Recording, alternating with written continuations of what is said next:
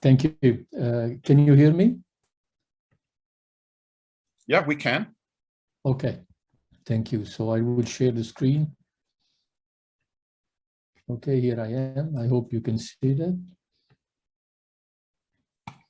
And I will go to presentation mode. And please let me know whether you can see that. We can. Okay, thank you very much. So first of all, thank you to my chairperson for chairing the session. And I would also like to thank the organizers of the symposium. It's always a big pleasure to be here. And I mean, even not physically, and to give a talk at what is becoming an important appointment in the physics of open quantum systems. So today I will be talking about robust and fragile symmetries in finite-dimensional quantum systems. And let me start by saying that this work has been done in collaboration with Daniel Burgert, Paolo Facchi, and Hiromichi Nakasato and Kazuya Yuasa. Daniel is at present in Australia. Paolo is in Italy with me. And both Hiromichi and Kazuya are in Japan at Waseda University. Okay, so as you probably have guessed from the title, I will be talking about essentially an extension of the KAM theorem to quantum systems. I will assume some familiarity with the main concepts in KAM theory, but I will go into some details whenever I think it's necessary in order to clarify the global physical pictures that I have in mind. So let me start from classical mechanics. And the problem of,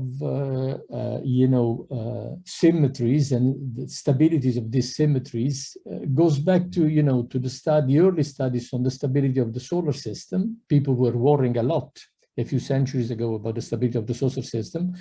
And they immediately realized, the founders of mechanics, of celestial mechanics, they realized the presence of secular terms in the equation of motions, and these secular terms are due to the presence of other planets. Today, we would say that these secular terms that accumulate over time are due to the presence of perturbations that can be neglected in the short term, but they cannot be neglected in the long term because they keep accumulating over time.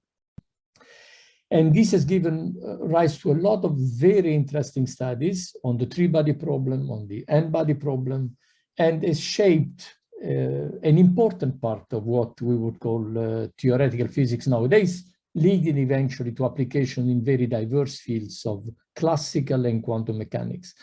So the main ideas were put forward in classical mechanics already 2 centuries ago.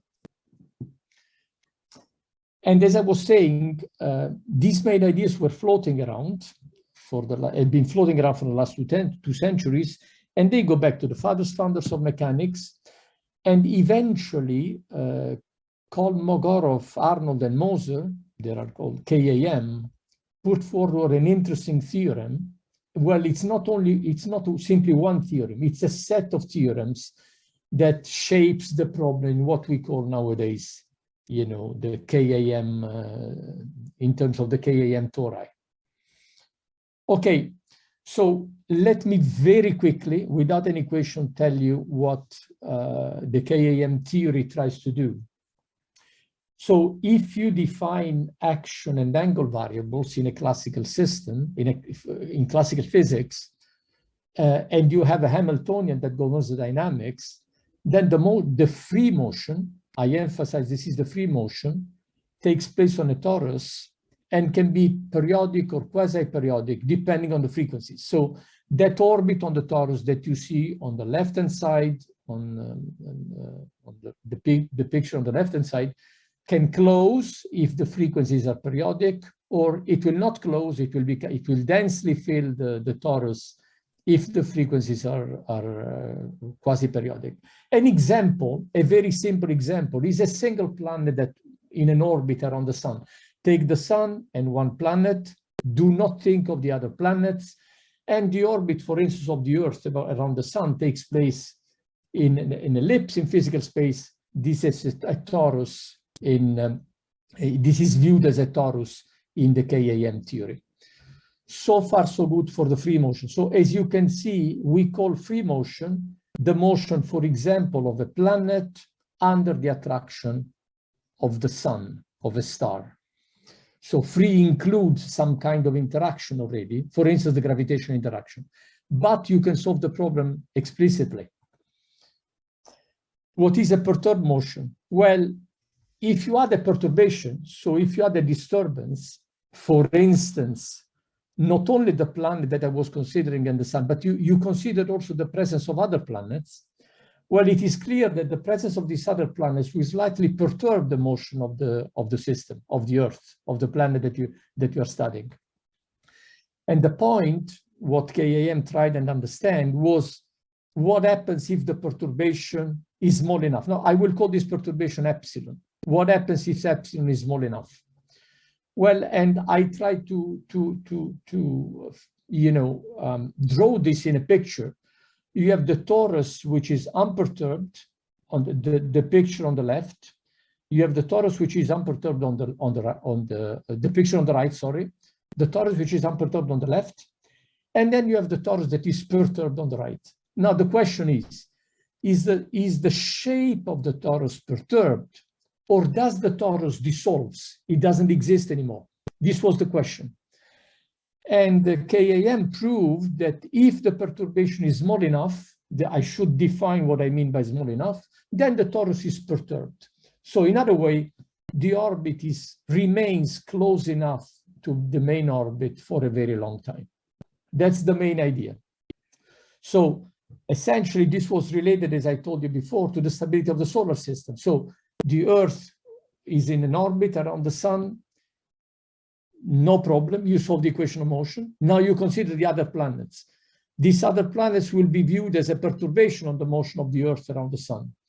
Will this perturbation lead to a small modification of the orbit, or will this perturbation eventually provoke, the destruction of the orbit? So the Earth eventually will leave the solar system sooner or later.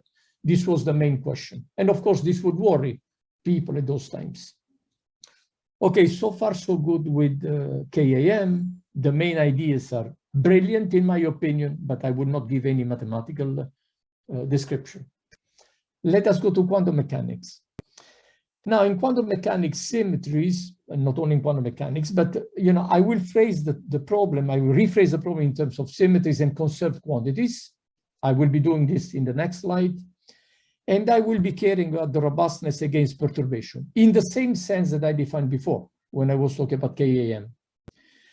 And the main ideas are summarized in these two sentences.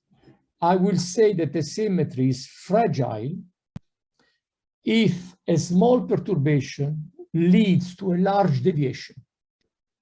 I will say that the symmetry is robust if a small perturbation leads to a small deviation. Now, let me go back to the previous slide. So a symmetry like in the picture below, it's a robust symmetry because a small perturbation does not destroy the orbit, if you see what I mean. So a symmetry like that is robust. I added a question in green. Robust, does it mean forever? What do I mean when I say that a small perturbation gives a small deviation? Do I mean that the deviation is going to be small forever? Forever is a precise meaning in mathematics and in theoretical physics, of course. It means for a very, very long time. Okay. Before I go to the main result, I will not be giving proofs. I will be giving results. I thought about it and I resolved I will not give proofs. Let me ask a question that probably you all ask, and it doesn't sound unpolite at all. So I ask it myself. Why should one care?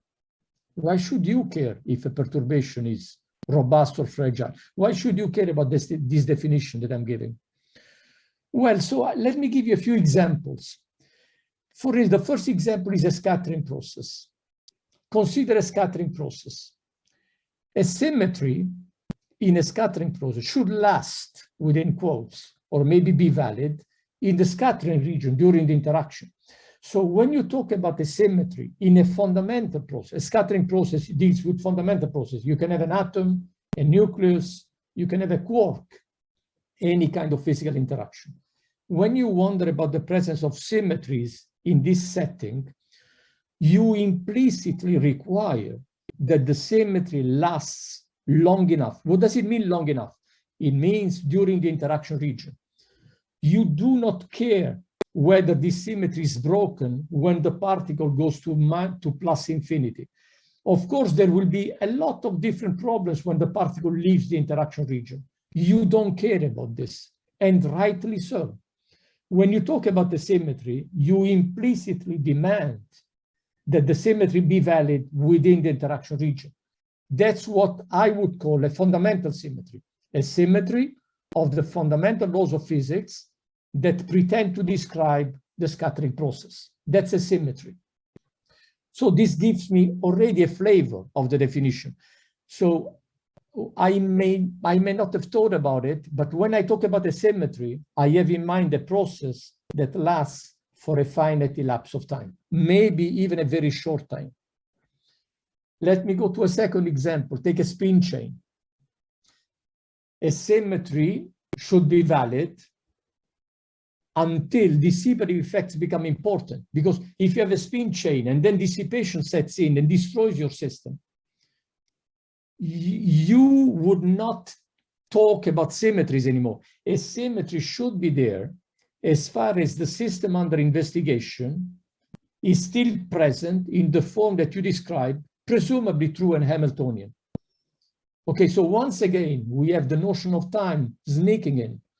So you talk about a symmetry, but implicitly you demand that this symmetry be valid before other problems set in. For instance, quantum dissipative processes. I added a question mark because this example is less clear than the previous one. In the previous example, you demand that the symmetry be valid within the interaction region. In the second example, you might well ask, what happens to these symmetries if I let dissipation set in? So you see, the problem becomes more involved. In a spin chain, you may talk about the symmetry described by the Hamiltonian, but you may also wish to talk about symmetries that I described by the dissipative process that will set in, at least for a longer elapse of time. But you see, time is an important quantity. Implicitly or explicitly, it appears into the problem. Let me give you a third example. Why should one care? Well, take a dissipative quantum system. For a dissipative quantum system, even energy might not be conserved.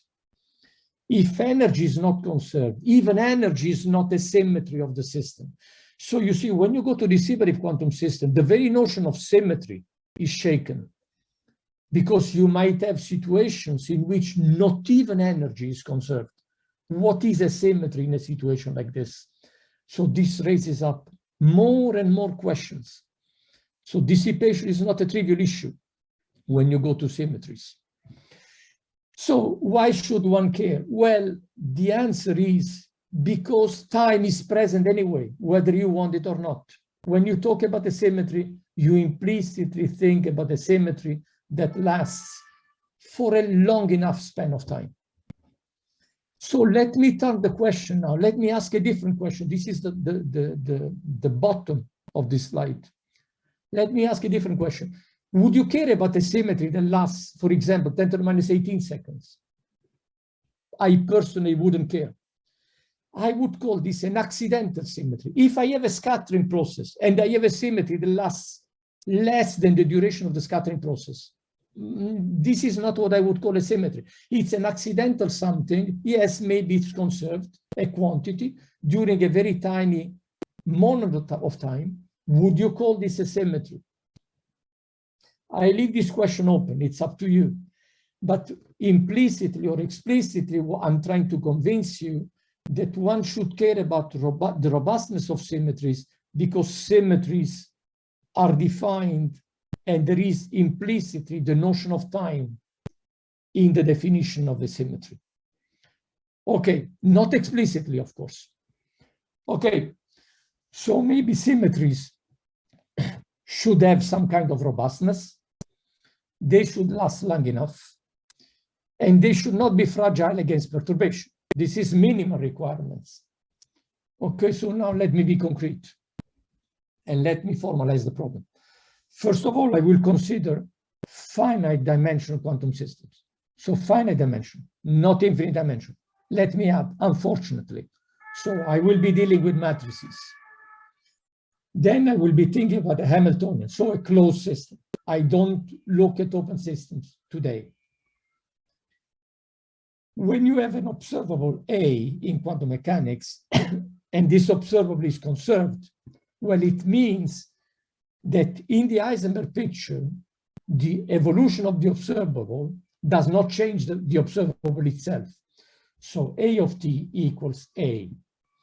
And if you expand, this is elementary, if you expand the exponential for short times, you immediately see that this is equivalent to say that the observable commutes with the Hamiltonian. In fact, this is sometimes taken as a definition of conserved quantity. A quantity is conserved if it commutes with the Hamiltonian. Let me remind you that the Hamiltonian is the generator of time translations for a closed system. Then there is the theorem by Emmy Noether, and she proved one of the most beautiful theorems in physics 100 years ago, Emmy Noether. She realized that conserved quantities are symmetries in the following sense. If an observable A, if a quantity A commutes with H, then H is invariant with respect to the symmetry transformation. So you see, these two notions are interrelated. You have an observable that is conserved. You have a conserved quantities that is read, that is looked at, that is looked upon as a symmetry. So a symmetry and the conserved quantities are the same thing due to Noether. Before I proceed, I would like to introduce a notion, the notion of commutant. The notion of commutant is general, but I will give the definition of commutant for the Hamiltonian. This definition can be given in general, but I only want to give it for H. What is the commutant of H? What I call H within curly brackets prime. Well, it is the set of operators A that commutes with the Hamiltonian. I put bounded within quotes because bounded is irrelevant in this context. I'm looking at finite dimensional systems, yet I keep it there. Okay, so all operators that commute with H are operators in the commutant of H. Therefore, symmetries that commute with H due to Noether's intuition, these symmetries are in the commutant. Okay, so first notion, all symmetries in a closed quantum system belong to the commutant of the Hamiltonian. This is an important notion. I stole this beautiful slide from my friend Paolo Facchi, so I could not have written it better than this. That's why I stole it. Paolo calls this the shape of a symmetry. So I told you before that a symmetry should commute with, should be in the commutant. So what's the shape of a symmetry? Assume that the Hamiltonian has a spectral resolution, the summation of EK, PK, and the summation extends to M. M is less than the dimension, the finite dimension of the Hilbert space. Now, you consider the spectrum. The spectrum may well have degeneracies, and I look at the spectrum with all the degeneracies. So I take the spectral resolutions, I take the spectrum, I take the eigenprojections. So if S is a symmetry, it's in the commutant. Therefore, S is a symmetry if and only if it can be written like the summation of PK SPK. So the shape of a symmetry is the one in the picture by Paolo below. You have the Hamiltonian, which has a block structure, which is degeneracies. It is finite dimensional. The symmetry should respect this degeneracy block by block. That's the shape of a symmetry. I would say, by definition, so a symmetry should have this structure. Okay. Now, if you think about it, for those of you who are familiar with it, this is what we call a xenoprojection. So a symmetry is in the commutant of H, if it can be written this way. But this is what we call in the literature a xenoprojection. So it's a projection of the operator onto the eigensectors of the Hamiltonian. Notice that the Hamiltonian is there because I'm defining symmetries in terms of the commutant of the Hamiltonian. Okay, now let's go to the main issue. The perturbation. A small perturbation. What does it mean, small? It means that epsilon in front of V is a small quantity. Now let me compute the evoluted symmetry. S is an operator and it's a conserved quantity, it's a symmetry. Let me compute the evolution of this symmetry under the action, not of the free Hamiltonian, which is easy, but of the perturbed Hamiltonian, as in the second line of the slide.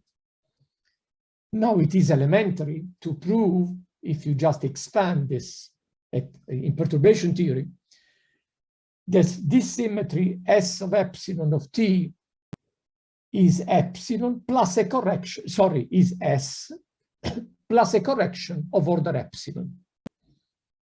This is valid for any perturbation, any V. The question is this correction, this order epsilon, is this independent of time? Question. If it is independent of time, then I will say that the symmetry is robust. So that's the setting of the problem we have in mind. You have a Hamiltonian.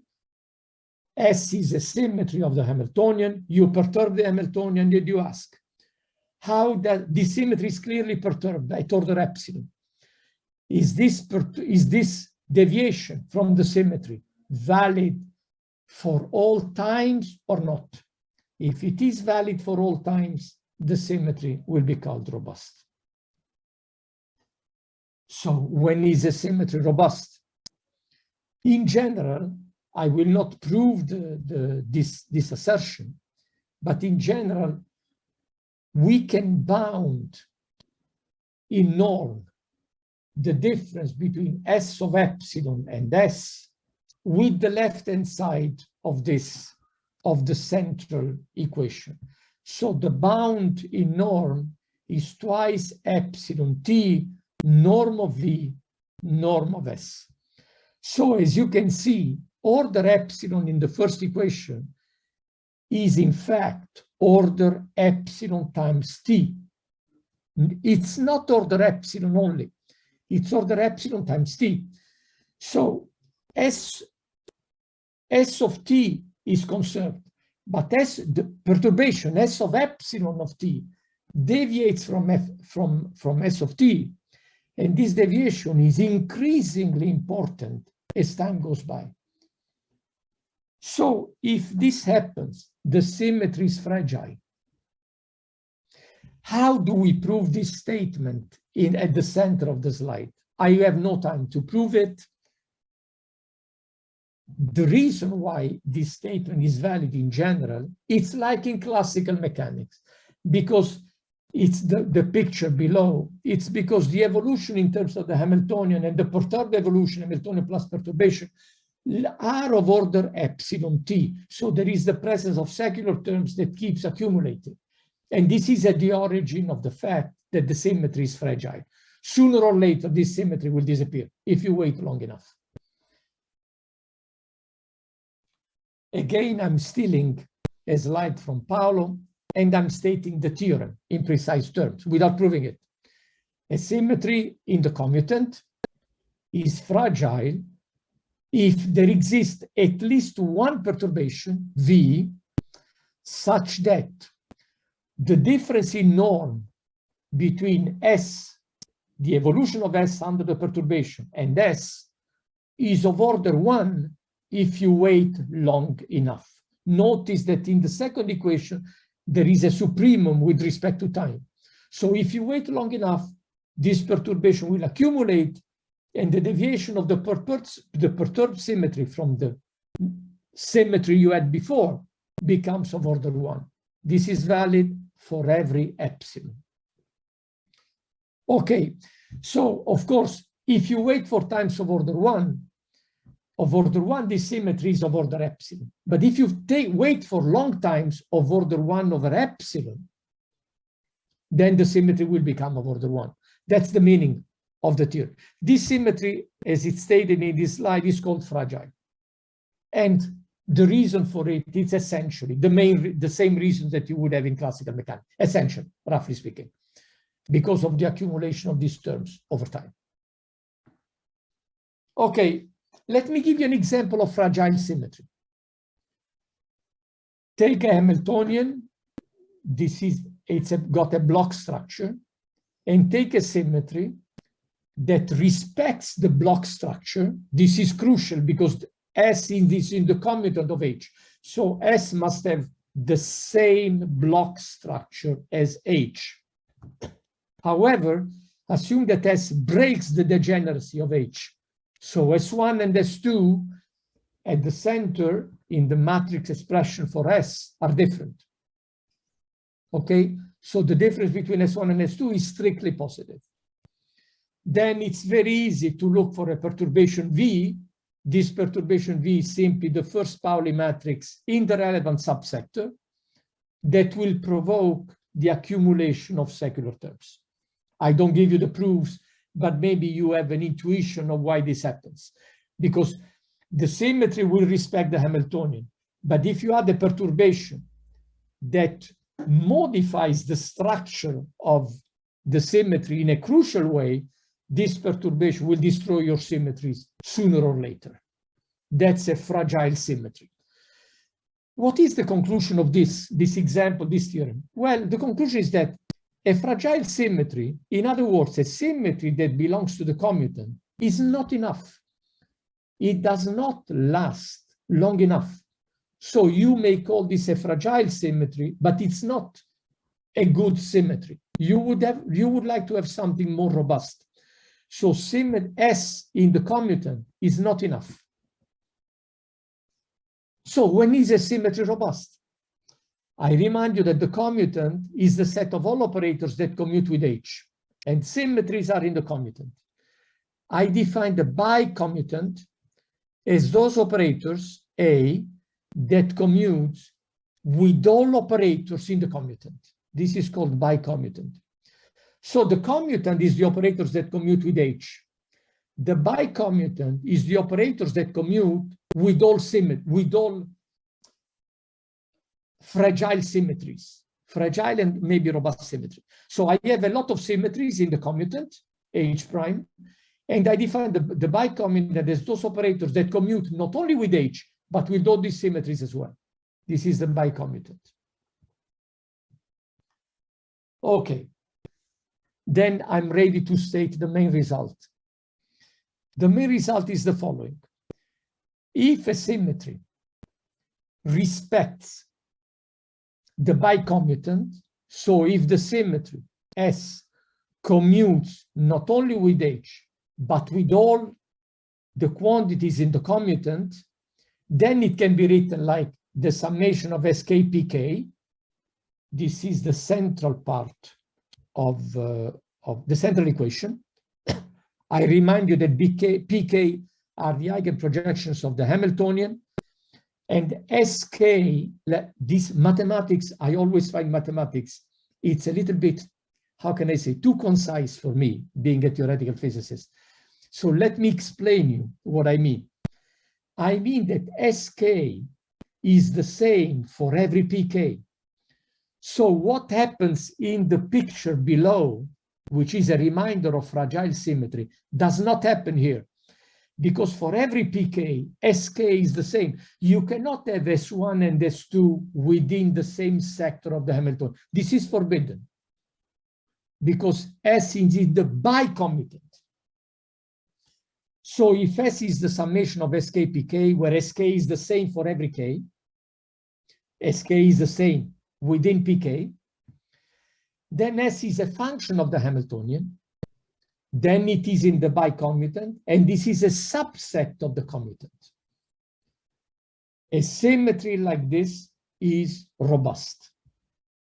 So robust symmetries are symmetries that fully respect the structure of the Hamiltonian in terms of its commutant and the degeneracies of the Hamiltonian within each sector, which is the bicommutant. The proof of this statement is very interesting. I was thinking during the last couple of days, shall I give the proof or not? I was hesitating because the proof is of great interest, but the proof is technical. There is one detail which is very interesting, although it's technical, and I resolved I would not give this detail. So forgive me, I decided that I would give you the result without giving you the proof because this would cost me 10 minutes. Okay, but the proof is interesting. So if you are interested in the problem, you must read the proof. It's not one of these theorems in which you get the result and that's it. The proof tells you something about how you get the result. Okay, let me remind you again, a fragile symmetry is in the commutant, but not in the bicommutant, because it breaks the degeneracy within, for instance, one or more sectors. Okay? So let me state the theorem. Again, I'm stealing, I could not have written better than this. I'm stealing this slide from Paolo.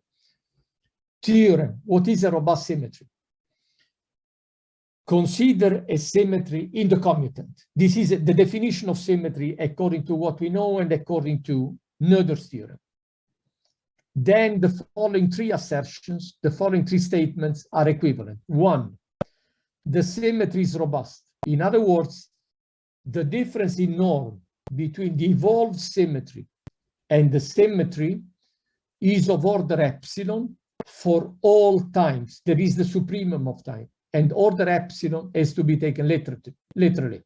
There is not order epsilon t. It's of order epsilon and it remains so for all times. This is valid for any perturbation, for any V. Number two, S is in the bicommutant. So this is one-to-one. If S is robust, then it is in the bicommutant.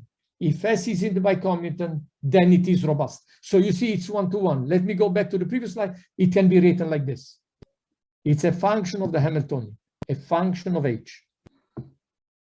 The third statement is of interest, because the third statement is there exists a constant, a positive constant, such that for any perturbation, the difference in norm between the perturbed symmetry and the symmetry can be bounded like that. Norm of V, norm of S in the left-hand side are obvious. I need not discuss. There must be the norm of the operators. Epsilon is a small quantity, independent of anything else. CH is a constant. What does this constant depend on? CH can be bounded. It's less than 14 square root of m over eta. M is bounded by the dimension of the Hilbert space. Let me remind you that in the previous slide, the summation is over K going from 1 to n. The summation is over the blocks. So the summation is up to M, and M is less than D. Okay. So CH is bounded by the square root of the dimension. So forget infinite dimensions. Forget. If you have an infinite number of blocks, that's it. And then there is an eta in the denominator. Eta is what you expect. It's related to the spectral gap between the eigenvalues of the Hamiltonian, which is what you all expect if you are familiar with the denominators in the KAM theory. The three statements are equivalent. And of course, I've been focusing on the first two statements, is robust if and only if it's in the bicommutant. But the third statement is the crucial part. It's the meat on the bones. How do you bound this? You bound it with the norm of V, you bound it with the norm of S, you bound it with a small quantity, and you bound it with a constant. This constant depends on the dimension, on the number of blocks, and it depends on the spectral gap, which is what, after all, you would expect. Let me go to the conclusions. What are not conclusions, open problems?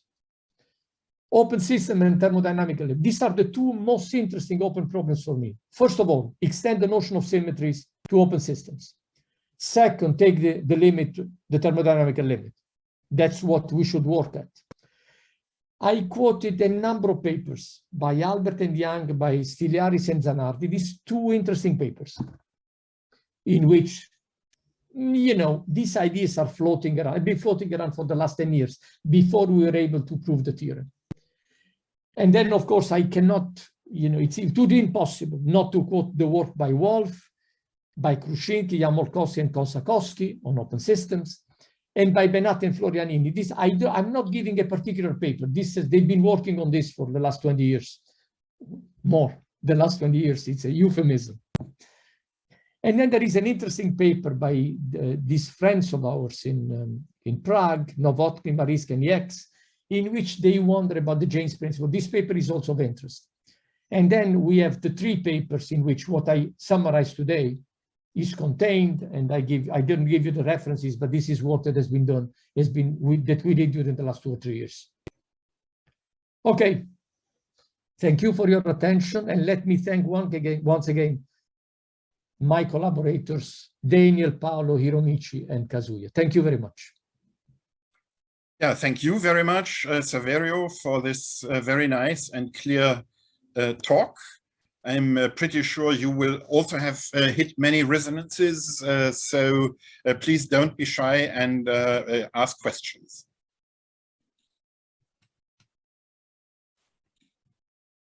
I'm not sure I can see the questions, but I'm here. I'm not sure I can see the people who ask questions, but... Yeah, I don't see any... Thomas, may I start? Hello, Thomas? Yeah, sure. Sure, Dariusz. So great talk, Saverio. Thank you very much. Thank you, Dariusz. Well, I already listened to Pablo last year about the same topic, but I still found this very, very, very beautiful result.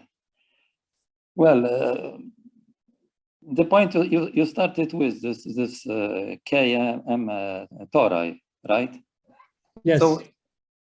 So the starting point is just classical integrable system, right? Because only for integrable system you have this beautiful tori structure. So I mean that essentially the same question you may pose for classical symmetries, right? Whether classical symmetry, I mean a function which commutes in a sense of Poisson bracket with the Hamiltonian is fragile or robust? Oh, this is a good question, Darek. Very good. Thank you very much. So my reaction would be to say yes. My reaction would be to say yes. Of course, integrability, I mean, if a system is non-integrable, it means that there is nothing conserved except the Hamiltonian itself, right? Yes. So my first gut reaction would be to say yes. However, you know, I would like to be a little bit careful. Yeah, my first gut reaction would say yes. I think, yeah, what you're saying is correct. I hope I'm not being a bit hostile.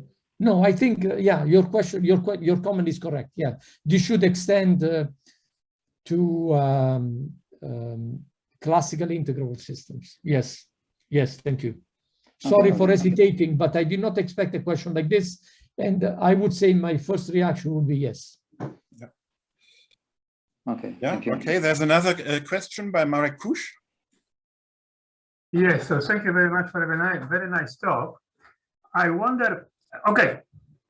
Do you agree that if the Hamiltonian from the very beginning is non-degenerate, so the result is somehow straightforward? That because all symmetries must be then functions of this Hamiltonian in finite-dimensional space. Yes.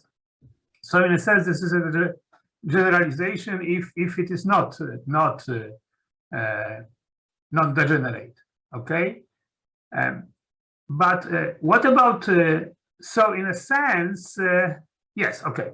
So my question is whether you can extend it somehow to infinite dimensional Hilbert spaces. So yeah, hi Marek. So the first point is precisely your comment is right to the point. So if the Hamiltonian is not degeneracies, then of course the system is this is in one-to-one, because a symmetry should have the same trivial block structure, which yes, is it should be a polynomial of the Hamiltonian. exactly polynomial in the Hamiltonian, exactly. So this is an extension to when you have degeneracies in the blocks of the Hamiltonian. So your comment is right to the point. Now, if you have, as I said in the final slide, this issue of going to infinite dimension worries me most. So if you have any idea, it's most welcome, because this worries me a little bit. That's the reason why I gave you this bound below. You see, the bound essentially tells you that when you actually bound the difference between the symmetry and the perturbed system, the perturbed symmetry, you end up with dimension and spectral gap. So, you know, we need clearly a different technique to tackle the infinite dimensional problem.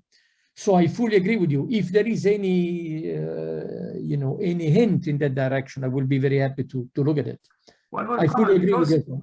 Because the fact that actually all symmetries of the Hamiltonian must be a function of this Hamiltonian, somehow it's very hard to then to find some exact correspondent to the Liouville-Arnold theorem of integrability of classical system.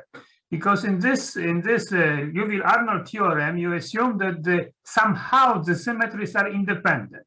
But what does it mean in the finite dimensional Hilbert space if all symmetries are function of one operator that are independent? Okay, so this is the problem why there is nothing like straightforward, I would say, pass from classical to quantum mechanics what concerns Liouville-Arnold theorem, and that's also KAM theorem. Okay, so I think.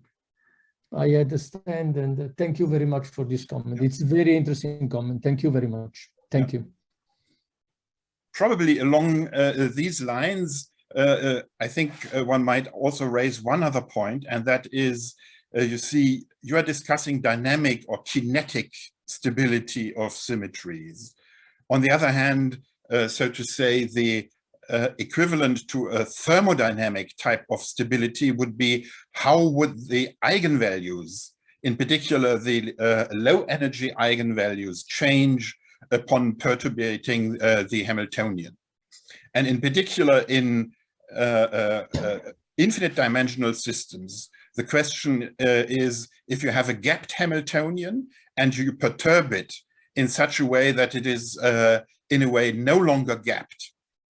So the second smallest eigenvalue becomes, so to say, epsilon close to the ground state.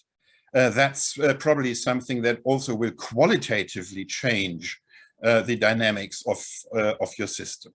Because by a small perturbation, you go from a gapped to a non-gapped situation. Yes, again, I fully agree with this comment. I fully agree with this comment. Thank you very much. Yes. So it probably you should try to make it, so to say, a stereo view, where on the one hand side you have a look at the symmetries, and on the other hand you really do have a look at the eigenvalues. Mm-hmm. I understand the comment. Thank you. Thank you. Yeah, I'm actually thinking, because this problem worries me quite a bit. Thank you. Yep. Are there further questions? I don't see any. No, just one comment concerning infinite dimensional case, because this Saverio, this algebraic machinery like Komoot and von Neumann algebras were originally developed essentially for infinite dimensional scenario, right? So I believe that, well, somehow the machinery you are using is already prepared for such generalization. Mm-hmm. But this is my impression. Yep. Yeah. I see, and I agree with this third comment by Darek. So I have nothing to add. I agree with all these comments. So it's clear that one is to look for probably different techniques and take into account all these difficulties and comments. Thank you very much. Yes. Yeah. Intermediately, I also saw another a question from Mr. Hall. Thank you. Yes, if there's still time, you mentioned early on about the question of dissipation and symmetry. So is there a straightforward way to extend your results to, say, a Lindblad type master equation evolution, conditions on the generators? Yes, thank you very much. Yes, there is a way to extend, at least partially, these results to Lindblad type evolution, even to maps, even to quantum maps. And this is this is contained in the references in two of the references that I'm showing you the last slide. So the extension to Lindblad type equation, I call them GKLS equation, Gorini-Kosakowski-Lindblad-Sudarshan equation. So the extension to open system dynamics, both in the Markovian limit and in terms of quantum maps. One interesting paper is the paper Stiliaris and Zanardi in Quantum 2020, in which they set the problem in an interesting way. They look for conserved quantities in an open setting, in an open system setting. And the two more references are the work that I did together with Burgard, Facchi, Nakasato, and Yuasa. So the question to your answer is yes, there is an extension to open systems. This extension is satisfactory from the mathematical point of view. We know in which way we should go. Always finite dimensional system. Let me stress it again. However, I have a physical problem from my very personal point of view. It is difficult for me to understand what I should physically consider a symmetry in an open quantum system setting. It's difficult for me to understand. I still do not have a physical comprehension of what I should expect. Because for an open system, for example, let me make an example so I clarify what I have in my mind. You have an open system in which a part of the energy is dissipated, and the system will relax at the end of this dissipative process onto a subspace in which a part of the Hamiltonian is conserved, so to speak. If you see what I mean, maybe not all energy will be dissipated, but maybe there will be some core energy that is resilient against perturbation or against the GKLS equation or against the quantum map or against the dissipative quantum process, and a part of this energy is conserved.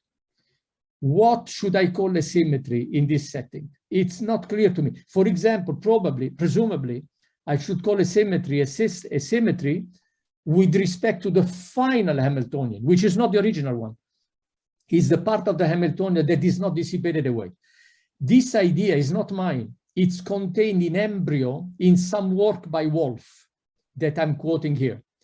So there are ideas floating around in the mathematical physical literature, but still to me, it's not entirely clear what I should expect. So my answer to your very beautiful question is, yes, we can extend this to open systems, but the physical setting is not entirely clear to me.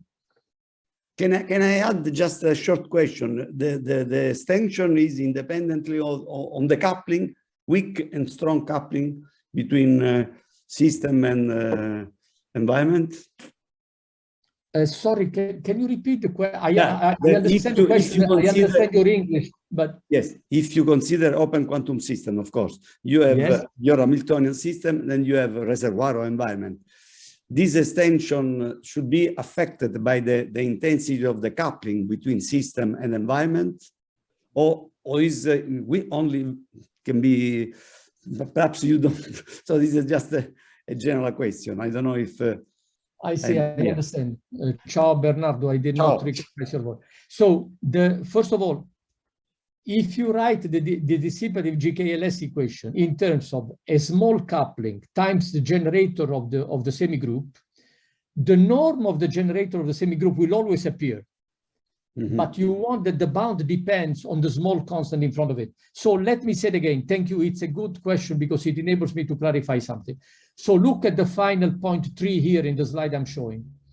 The bound between the perturbed S in the final line, the supremum of T over R is the bound, the norm difference between the two operators. It is bounded by a constant. This constant depends on serious physical details. Epsilon, the small quantity. Then, of course, you must have the norm of V and the norm of S. So the answer to your interesting question is the following one. When you write a GKLS equation, of course, you will have the semigroup. The semigroup will have a generator. The norm of these generators will clearly appear in your bound. Yes. Yes, that's the answer. Okay. Okay. Yeah. So a strong generator, I mean, you cannot help it. If the generator is a big norm, that's it. You cannot help it. Okay. Okay. Thank you very much. Thank you. You're welcome. You're welcome. Okay. I don't see any further questions. So let us simply thank Saverio once again.